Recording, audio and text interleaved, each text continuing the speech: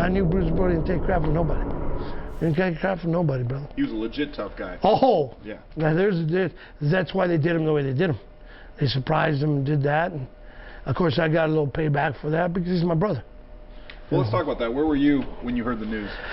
I was in Japan. I flew to Japan, and of course, Hattori came back. And the way the Japanese do things, and everybody knew because I was on tours with Brody, and how he took care of me. He'd take me to sponsors, and they'd feed me. They paid for everything. Brody set it up in Japan for me. I didn't have to spend anything. That's how good he was to me. Him and Stan Hansen.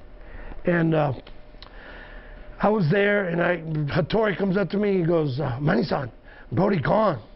I said, yeah, I know. He left right before I got here. No, Manny-san, Brody gone. So you're not understanding the lingo. So what are you trying to tell me, dude? What do you mean he's gone? I know he's gone. He left a week before I got here. I know he went back home. Well, my tour originally was Atlanta, Tokyo, Puerto Rico, back Atlanta. Okay. So when I found out what he was trying to tell me, a bad news Alan came up and goes, no, Manny, something happened in Puerto Rico and Brody got killed. I said, what? I said, I know you're lying. He said, no, man, it's not. The news is they murdered him in the dressing room. And it just like stunned the hell out of me. So right away with this going, they knew how close I was to Brody. The Japanese company told me, you're not going to Puerto Rico, we're sending you to Atlanta. I said, no, you're not. Oh yeah, we changed your ticket already.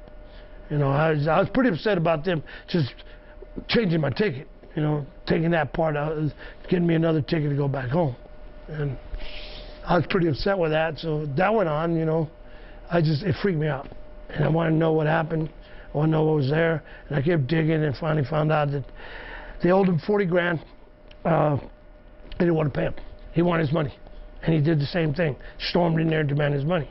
So they told me, hey, just come to the show tonight and we'll pay you, we'll pay you at the show. So Brody got there and Tony Atlas was sitting over there and he saw it. I guess he watched those guys hide behind the door or something.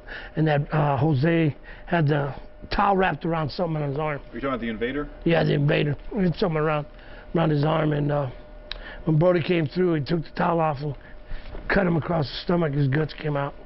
And when he fell down to his knees, he grabbed him by the hair and stuck him in the heart. And then chopped his hair off. And Tony Atlas never moved. Didn't flinch? Didn't flinch. So I was highly upset about that. But that's what happened. It bugged me. And finally, Carlos Colon had called me and said, how come you didn't come back to Puerto Rico? And, I didn't want to say nothing, but I got my payback. I never went back. I didn't care, If I could have killed him, I would have killed him, That's the truth, You don't hurt a brother of mine, like I said. In the teams, you go in together and come out together. You don't leave nobody, so it affects me now. I love the man. If it weren't for him, I wouldn't have had some of these shots in Japan and Puerto Rico and other places. Plus he was a brother from West Texas. And we all took it hard. So, yeah, that one touches me.